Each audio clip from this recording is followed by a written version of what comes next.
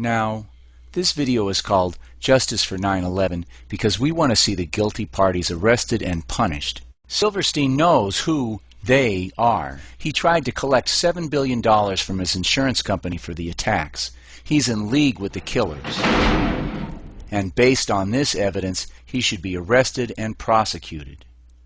And who else should be punished for this outrageous crime? Richard Myers should be very high on our list. 50 minutes after the first plane hit, 50 minutes after everyone in the country knew that we were under attack, with all of the defenses in place around the Pentagon, this guy couldn't get one single shot fired in our defense. But Myers is just a soldier. He follows orders, and his orders come from George W. Bush. Bush liked the job Myers did on September 11th. He liked it so well that he promoted Myers the following week. For that alone, he should be arrested and prosecuted. But let's take a closer look at the president. As many people know, on the morning of September 11th, Bush arrived at a school in Florida. However, you may not know that Bush has said, well, first of all, when we walked in the classroom, I had seen this plane fly into the first building. There was a TV set on, and What? What did he just say? Well, first of all, when we walked in the classroom, I had seen this plane fly into the first building. There was a TV set on, and No TV channel showed the first plane flying into the building. If Bush saw the first plane crash that morning, it was on a closed circuit from a secret government source.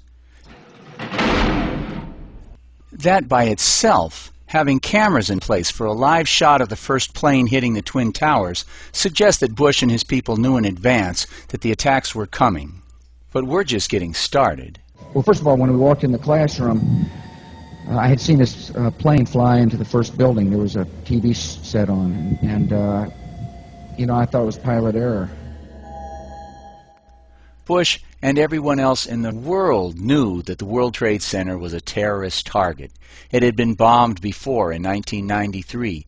FEMA showed the towers as a target on the cover of their 1997 study on terrorism. The Justice Department showed the towers as a target on the cover of their manual distributed to local police in the year 2000.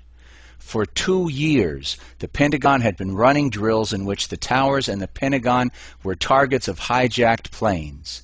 And on August 6th, 36 days before the September 11th attacks, Bush was given a briefing from a CIA memo on the threat of terrorist attacks.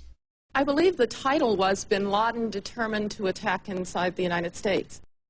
And Bush wants us to believe that with all that background, he and his advisors thought that this was pilot error, and thought that the best way he could carry out his oath to defend the citizens of the United States was to sit and listen to a story about a pet goat. After the second plane struck, Bush's chief of staff walked in and told him that the country was under attack. And Bush continued to sit there as his people begged for rescue. If you believe his story, this shows the grossest criminal negligence for which he and his entire staff should be arrested and prosecuted.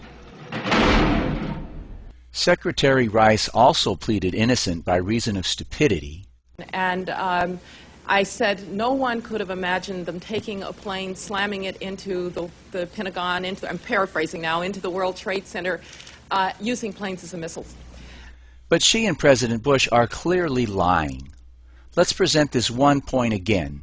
As late as June 2001, 3 months before the attacks, the Pentagon conducted drills in which they pretended that hijacked airliners were being crashed into the World Trade Center and the Pentagon.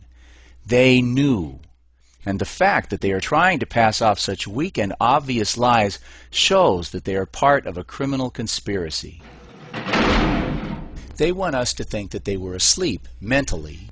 But you see, it doesn't matter if they were asleep. I mean, suppose the attacks had been at 3 a.m., when Bush and Rice actually were asleep. What then? Is that all terrorists have to do is wait for these guys to go to sleep?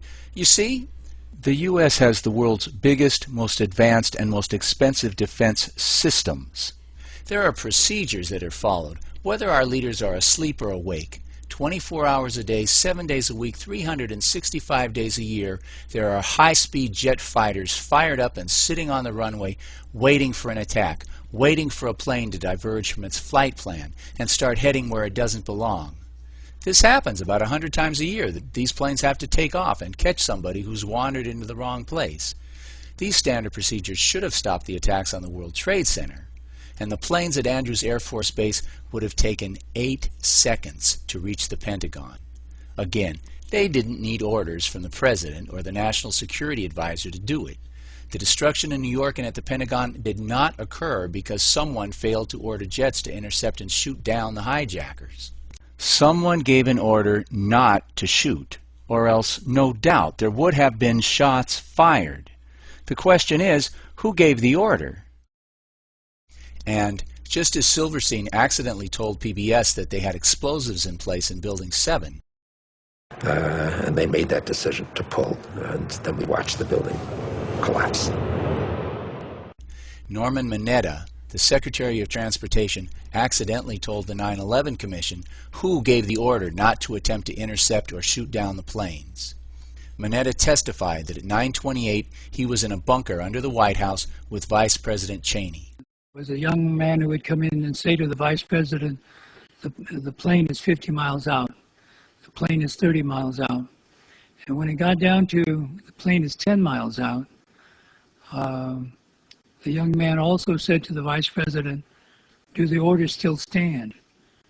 And the vice president turned and whipped his neck around and said, of course the orders still stand.